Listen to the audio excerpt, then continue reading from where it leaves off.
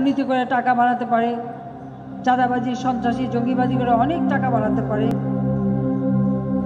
এই টাকা দিয়ে হয়তো জৌলুস করতে পারে, চাকচিক্য বাড়াতে পারে, আন্তর্জাতিক বড় বড় ব্র্যান্ডের জিনিস পড়তে পারে, কিন্তু তাদের সম্মান পাওয়া যায় না। দেশ ভালোভাবে চালাক, সুষ্ঠু নির্বাচন যোগ, দেশ আবার ভালোভাবে চলুক, তারপরে দেখা যাক। এইভাবে দেশ চলে না, দেশ এইভাবে চলে না। ওই কেউ খাবে না, এইভাবে দেশ চলে না। সরকার আল্লাহ একদিন বিচার করব। কি হবো? আমি ভাড়া মারছি 300 টাকার, এখন আমি 1200 টাকা কোথায় দিয়ে দিব? উপরে একজন আল্লাহ আছে, সবার তখন হতে পারে, আল্লাহর তখন তো না। আল্লাহ একদিন আর বিচার করবই, আল্লাহ একদিন বিচার করবে। সংসদ সদস্যদেরকে দেয়া থোক বরাদ্দের প্রকল্পে নেই জবাবদিহিতা। রাজনৈতিক প্রভাবে এসব প্রকল্পে দুর্নীতি বেশি হচ্ছে, এমনটাই বলছে ট্রান্সপারেন্সি ইন্টারন্যাশনাল বাংলাদেশ টিআইবি। 1,59,778,000 টাকার অবৈধ সম্পদ অর্জন এবং 89,27,000 টাকার সম্পদের তথ্য গোপনের অভিযোগে মামলা হয়েছে বগুড়া 2 আসনের জাতীয় পার্টির এমপি শরীফুল ইসলাম জিন্নার বিরুদ্ধে। এমপি নির্বাচিত হওয়ার পর কয়েক গুণ সম্পত্তির মালিক হয়েছেন বগুড়া 7 আসনের এমপি রেজাল করিম। অভিযোগ রয়েছে অবৈধ ইটভাটার মালিকদের কাছ থেকে টাকা নিয়ে 34 লাখ টাকা দামের গাড়ি কেনার। বিএনপির সমর্থনে এমপি নির্বাচিত হন রেজাউল। সম্রাট, পুরো নাম ইসমাইল হোসেন চৌধুরী। নামের মতো প্রভাব, প্রতিপত্তি, আধিপত্য আর আন্ডারগ্রাউন্ডেও রীতিমতো সম্রাট হয়ে উঠেছিলেন তিনি। চাঁদাবাজি থেকে ক্যাসিনো আর হাজার কোটি টাকার টেন্ডার বাণিজ্য সবই ছিল তার নিয়ন্ত্রণে।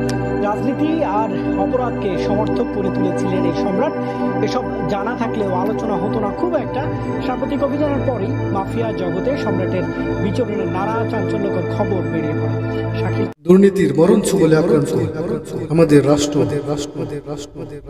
এ যেন এক দুর্দশ লুটেরাদের ঘের।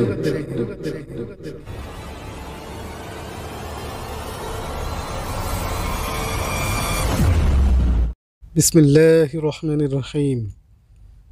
আমার প্রিয় ভাই, মনে করে দিতে চাই এমন কিছু নেতাদের যাদের হাতে রাষ্ট্র তুলে দিয়ে আপনি নিরাপদে ছিলেন, অথচ এরাই রাষ্ট্রের সম্পদ লুটে পুটে খেয়ে ঋণের এক অঝয় বোঝা সাগরে ভাসিয়ে দিয়েছে আমাদের দেশ।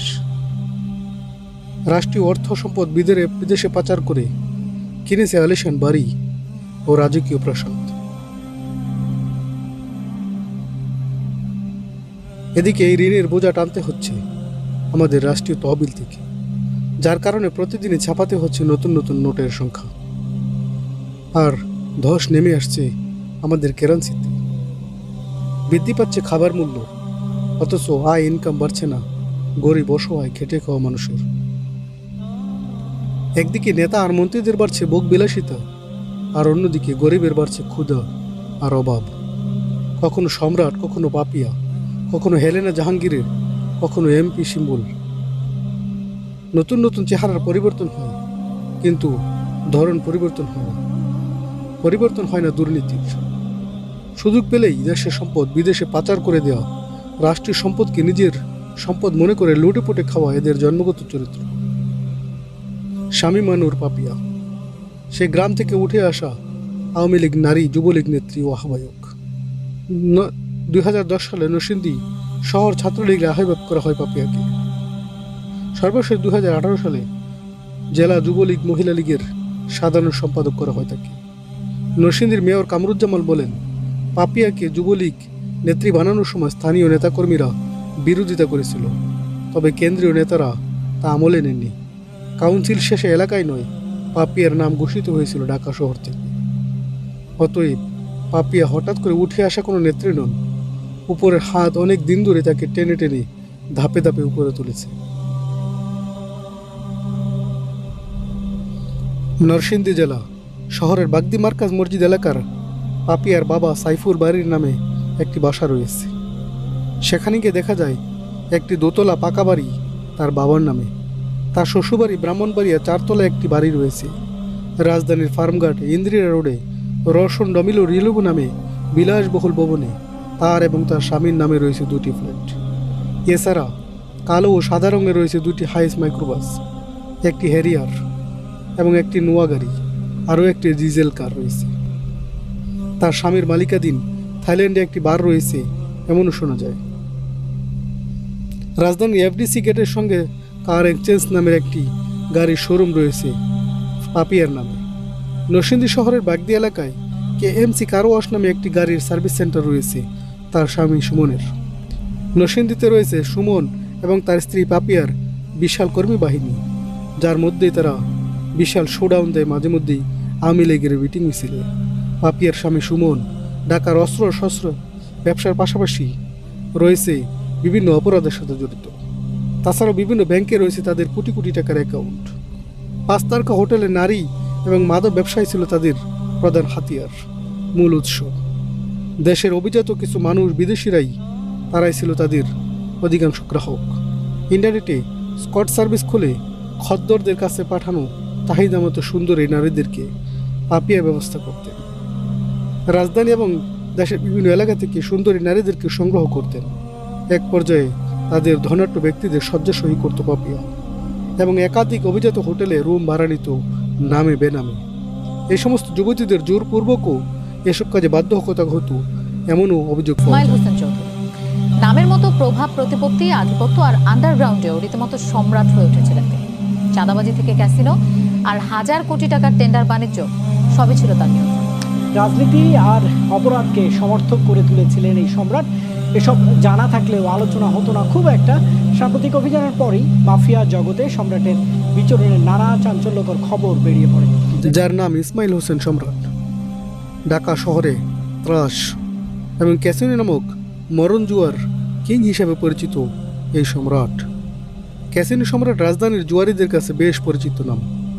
সম্রাটের নেশা ও পেশা ছিল জুয়া খেলা। তিনি একজন পেশাদার জুয়ারি। প্রতি মাসে অন্তত 10 দিন তিনি সিঙ্গাপুরে যেতেন এবং জুয়া খেলতেন। সেখানে টাকার বস্তা নিয়ে যেত তিনি।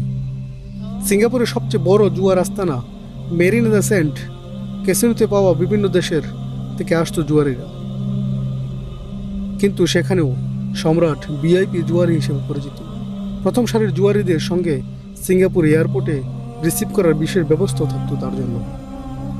সম্রাট 90 দশকে যুবলীগের রাজনীতিতে জড়ান। তিনি দীর্ঘদিন ধরে ঢাকা মহানগর দক্ষিণ যুবলীগের রাজনীতির সঙ্গে জড়িত ছিলেন। সবশেষে কাউন্সিল হিসেবে যুবলীগ ঢাকা মহানগর দক্ষিণের সভাপতি নির্বাচিত হন। আগের কমিটি থেকে তিনি একই ইউনিটের সাংগঠনিক সম্পাদক ছিলেন।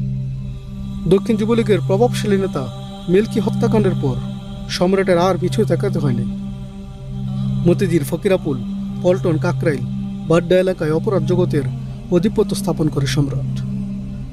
তিনি ঢাকার শীর্ষ সন্ত্রাসীদের জিসান আহমেদ তার সঙ্গে মিলেই অপরাধের চক্র বানিয়েছিলেন বলে অভিযোগ রয়েছে।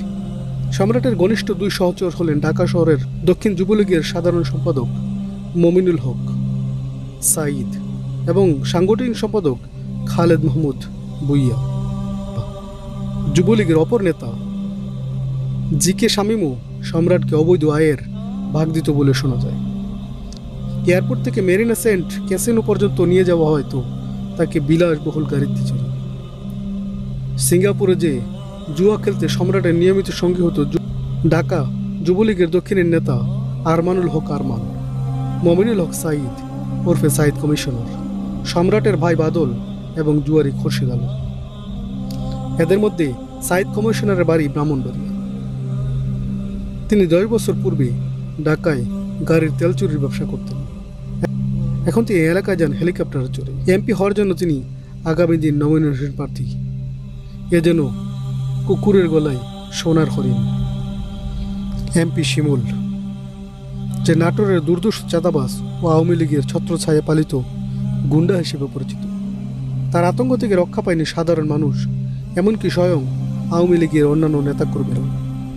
আওয়ামী লীগের একজন নেতা বলেন, এমপি শরীফুল ইসলাম সুমনের ছত্রছায়ায় নাটকে মাদকের ব্যবসা চলে। করোনার সময় নিজ তহবিল থেকে ত্রাণ বিতরণের কথা বললেও এমপি শিমুল 6 কোটি টাকা চাঁদাবাজি করেছেন এবং 70 লাখ টাকার ত্রাণ বিতরণ করেছেন মাত্র। বাকি টাকা তিনি কানাডায় পাঠিয়ে দিয়েছেন। এমপি শিমুল প্রাণ কোম্পানি থেকে 40 লাখ টাকা, কুশিয়ান কোম্পানি থেকে 9.5 লাখ টাকা এবং ঠিকাদার কোম্পানি থেকে 22 লাখ টাকা, স্বর্ণ ব্যবসায়ী থেকে 11 লাখ টাকা নিয়মিত চাঁদা আদায় করত। তার স্ত্রীর নামে কানাডায় একটি বিলাসবহুল বাড়ি রয়েছে এমন প্রমাণও আমাদের রয়েছে। দুর্দর্শ এই চাঁদাবাদী সন্ত্রাসী দিন দিন তার দৌরত্ব বৃদ্ধি পাচ্ছে, বেড়েই চলছে অপরাধের ফিরিস্তি। রাষ্ট্রীয় সম্পদ লুটিপুরের খেয়েও সে ক্ষান্ত হয়নি। সাধারণ মানুষ এবং ব্যবসায়ী প্রতি মাসে দিতে হতো বড় অঙ্কের চাঁদা, নয়তো জবরদখল করে নিত সবকিছু। এমনকি হত্যা পর্যন্ত করতেও তার সাধারণ ঘটনা ছিল। ক্ষমতাসীন দলের প্রভাবের অপরাধের বিস্তার করেছিল এই আওয়ামী লীগ নেতা। দিন দিন এমন আওয়ামী লীগ নেতা বহুর জন্ম হচ্ছে আমাদের দেশে। এমপি পাপুল, নাম শহীদুল ইসলাম ওরফে কাজী পাপুল। 2021 সাল জানুয়ারি মাস বাংলাদেশের লক্ষ্মীপুরের এমপি পাপুলের বিরুদ্ধে অর্থ ও মানব পাচারের অপরাধে কুয়েতে গ্রেফতার হয় তিনি। তারপর আদালত তাকে 4 বছরের কারাদণ্ড দিয়েছে। লক্ষ্মীপুর 2 আসনের এমপি পাপুলকে কুয়েতের আদালত 4 বছরের সশ্রম কারাদণ্ড দেয়, সাথে 53,19,62,000 টাকার জরিমানাও করেছে। 2018 সালে 30 ডিসেম্বর সে লক্ষ্মীপুর থেকে 2য় আসন থেকে স্বতন্ত্র প্রার্থী হিসেবে এমপি হন। এমনকি এমপি হওয়ার পর স্বতন্ত্র সংসদ সদস্যের কোটা থেকে তার স্ত্রীকে এমপি মনোনয়ন করেন। বাংলাদেশে কাজী পাপুলের বিরুদ্ধে এবং তার স্ত্রীর বিরুদ্ধে দুদক মামলা করেছে। এই ঘটনার পর পাপুল 148টি ব্যাংক হিসাব, স্ত্রীর সেলিনা ইসলামের নামে 345টি ব্যাংক হিসাব, মেয়ে ওয়াফা ইসলামের নামে 76টি ব্যাংক হিসাব, শালিকা জেসমিন প্রধানের নামে 48টি ব্যাংক হিসাব জব্দ করে বাংলাদেশ। গত 11 নভেম্বর 2020 কাজী পাপুল সহ 4 জনের বিরুদ্ধে 2,03,00,000 টাকার অবৈধ সম্পদ এবং 148 কোটি টাকা বহির্বিশ্বে পাচার করার অভিযোগে দুর্নীতি দমন কমিশন তার বিরুদ্ধে মামলা করে। অন্যদিকে পাপুল ও তার পরিবারের সদস্যদের ব্যাংক হিসাব তদন্ত করে 355,86,30,000 টাকা জরিমানা জমা পেয়েছে সিআইডি। সেই ঘটনার অর্থ পাচার আইনে 22 ডিসেম্বর একটি মামলা করা হয়। আশ্চর্যের বিষয় হচ্ছে এই দীর্ঘ রাজনৈতিক সময়েও পাপুলের এই ফেরেস্তির খবর জানতে পারেনি আইন শৃঙ্খলা বাহিনী। রাষ্ট্রীয় সম্পদকে কুক্ষিগত করার বিষয়টি এখনও টের পায়নি। সময় ক্ষমতার স্বাদ নিতে মরিয়া সময়ের আলোচিত সমালোচিত নারী হেলেনা জাহাঙ্গীর ক্ষমতার পালা বদলে নিজের স্বরূপ বদলে নেতাদের সাথে সেলফির আড়ালে ফায়দা হাসিলের খেলায় মেতে থাকতেন। আইপিটিভির আবরণে সরকারের অনুমোদনের তোয়াক্কা না করে গড়ে তোলেন অবৈধ স্যাটেলাইট চ্যানেল ও জয়যাত্রা ফাউন্ডেশন। একে পুঁজি করেই ধরাকে সরা জ্ঞান না করে মানুষকে করতেন ব্ল্যাকমেইল, হাতিয়ে নিতেন বিপুল অঙ্কের টাকা। আওয়ামী চাকরিজীবী লীগ নামে সংগঠন খুলে আওয়ামী লীগ থেকে সদ্য অব্যাহতি পাওয়া ব্যবসায়ী হেলেনা জাহাঙ্গীরকে তার বাসা থেকে আটক করে নেওয়া হয়েছে র‍্যাব সদর দপ্তরে। হেলেনা জাহাঙ্গীর সাম্প্রতিক সবচেয়ে বহুল আলোচিত ঘটনা। আওয়ামী লীগের মহিলা বিষয়ক উপকমিটির সদস্য, আওয়ামী চাকরিজীবী লীগের প্রতিষ্ঠাতা হেলেনা জাহাঙ্গীর, যার বাসা থেকে হরিণের চামড়া, বিদেশি মদ, ক্যাসিনো সামগ্রী, বিদেশি মুদ্রা এবং কিছু ছুরি এবং আগ্নেয়াস্ত্র পাওয়ার কারণে র‍্যাব তাকে গ্রেফতার করে। তার বিরুদ্ধে বন্যপ্রাণী সংরক্ষণ, মাদক এবং অস্ত্র পাচার এবং অর্থ বহির্বিশ্বে পাচারের অভিযোগ তুলেছে আইনশৃঙ্খলা বাহিনী। তার বিরুদ্ধে সাইবার অপরাধের প্রমাণও মিলেছে। বিভিন্ন সময় তিনি সামাজিক যোগাযোগ মাধ্যমে নানা ধরনের কুৎসা রটনা করতেন। আমার প্রিয় ভাই, প্রত্যেকটি ঘটনার দিকে লক্ষ্য করলে আপনি দেখতে পাবেন যারা এই দেশীয় এবং আন্তর্জাতিক দুর্নীতির সাথে জড়িত প্রত্যেকেই কোনো না কোনোভাবে ক্ষমতাসীন রাজনৈতিক দলের সাথে জড়িত। এমনকি তাদের লিড দিচ্ছে স্বয়ং মন্ত্রিপরিষদের বড় নেতারা। এতে প্রত্যেকেরই ক্ষমতাসীন মন্ত্রী এবং নেতাদের স্বার্থে ব্যবহার করা হচ্ছে এবং নিজেরও টাকার পাহাড় গড়ে নিচ্ছে, এদেরকেও টাকার পাহাড় গড়ে দিচ্ছে। এজন্য স্বপ্নে পাওয়া সোনার হরিণের মতো। হঠাৎ করে গ্রাম থেকে উঠে আসা মানুষগুলো ঢাকা শহরে বিলাসবহুল ভবন তৈরি করছে, এমনকি বহির্বিশ্বে জায়গা খরিদ করে রাজপ্রাসাদ তৈরি করছে। আপনারা বলতে পারেন এই টাকাগুলো কোথা থেকে আসে? আজকে গরিবরা পিষ্ট হচ্ছে প্রতিদিন দারিদ্রতার কষাঘাতে। ক্ষুধা নিবারণ করতে সকাল সন্ধ্যা নিজের ঘাম জড়িয়ে পরিবারের মুখে খাবার তুলে দিতে চেষ্টা করছে। কিন্তু প্রতিদিন বৃদ্ধি পাচ্ছে দ্রব্যমূল্য, মানুষের নাগালের বাইরে চলে যাচ্ছে পোশাকের মূল্য, খাবারের মূল্য। এমনকি আপনি মনে করেন এর কারণ কি?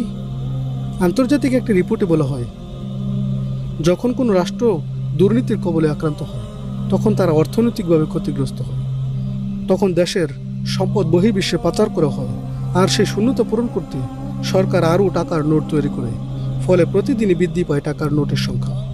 আর অর্থনৈতিক ধস নামার এটা একটা প্রধান কারণ অধিক হারে টাকার নোট ছাপানো। এভাবেই প্রতিদিন একটি গোষ্ঠী আকাশ প্রাসাদ বিলাসবহুল এবং বিলাসিতা জীবনে মত্ত হচ্ছে, আর একদল নিরীহ মানুষ পিষ্ট হচ্ছে দারিদ্রতার কষাঘাতে।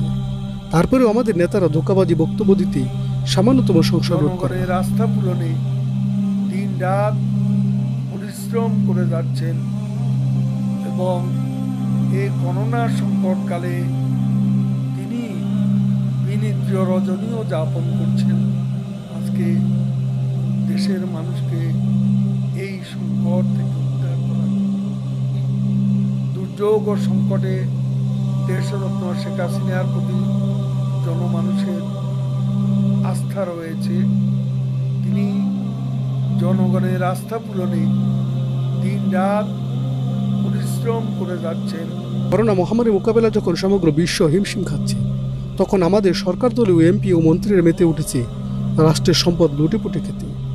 কখনো ত্রাণ বিতরণের নামে, কখনো হাসপাতালের আসবাবপত্র এবং ওষুধ কেনাকাটার নামে, কখনো রাস্তা কিংবা কালভার্ট নির্মাণের নামে হাতিয়ে নিচ্ছে শত কোটি টাকা। তারা পাচার করে দিচ্ছে বহির্বিশ্বে, কিনছে বিশাল বিলাসবহুল রাজপ্রাসাদ, আর কখনো নিজের নামে, কখনো পরিবারের নামে, কখনো পরিবারের সদস্যের নামে। জনগণের রক্ত চুষে খাওয়া এই নেতারা রাজনৈতিক পরিচয়ে জুলুম আর নির্যাতনে ধামাচাপা দিয়ে রাখছে তাদের অপরাধ। এরাই স্বার্থের জন্য কখনো পাপিয়া, কখনো হেলেনাকে ব্যবহার করে থাকে। যখন খেলা শেষ হয়ে যায় তখন ছুঁড়ে ফেলে দেয়, আর মিডিয়া ও পুলিশ নামের গুন্ডাদের লেলিয়ে দেয় তাদের পেছনে।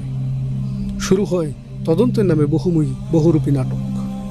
শেষ পর্যন্ত এরা হয় দুর্দশ অপরাধী, আর ধরাছোঁয়ার বাইরে থেকে যায় মূল হোতা আর লিডাররা।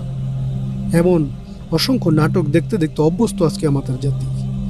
তাদের যা দেখানো হয় তারা তাই দেখে এবং তাই বিশ্বাস করে। অথচ এই মিডিয়া জগতে যারা কাজ করে এরা 99% মিথ্যাবাদী এবং ফাসেক। তাদের এই ফাসেকের সংবাদ গ্রহণ করতে আল্লাহ তাআলা নিষেধ করেছেন। ইয়া আইয়ুহাল্লাযীনা আমানু ইন জাআকুম ফাসিকুন বিনাবাইন ফাতাবায়ানু আন তুসিবু কওমান বিজাহালাতিন ফাতুসবিহু আলা মা ফাআলতুম নাদিমিন। হে ঈমানদারগণ, তোমরা কোনো ফাসিক যদি তোমাদের কাছে কোনো সংবাদ নিয়ে আসে তাহলে অবশ্যই তোমরা তার যাচাই করে নাও। আশঙ্কা করো যে তোমরা অবজ্ঞাতবশত কোনো জাতিকে আক্রমণ করে ফেলবে, আর তার জন্য তোমরা শেষ পর্যন্ত লজ্জিত হবে। আমার প্রিয় ভাই, আমাদের সমাজ ও রাষ্ট্রের মস্তদে বসে আছে একদল ফাসেক আর মুশরিকদের এজেন্ট, যারা আমাদের উপর কর্তৃত্ব টিকিয়ে রাখতে জনগণের রক্ত চুষে খাচ্ছে, আর তাদের ভিন্ন মতে সবাইকে নিষ্পীড়িত করছে, জুলুম আর নির্যাতনের মাধ্যমে স্তব্ধ করে দিতে চাচ্ছে। আমাদের রাষ্ট্র আর আম জনতাকে দাদাদের হাতে তুলে দিতে চায়, যেন সবসময় তারা গোলামের শিকলে আবদ্ধ থাকে। স্বাধীনতা, মুক্তিযুদ্ধ, দেশপ্রেম এসব কিছু তাদের হাতিয়ার, যার মাধ্যমে তারা জনগণকে সহজেই ধোঁকা দিতে পারে। সুতরাং হে আমার প্রিয় ভাই, এদের ধোঁকাবাজিতে প্রতারিত হবেন না, এদের মিথ্যা বলিতে প্রতারিত হবেন না।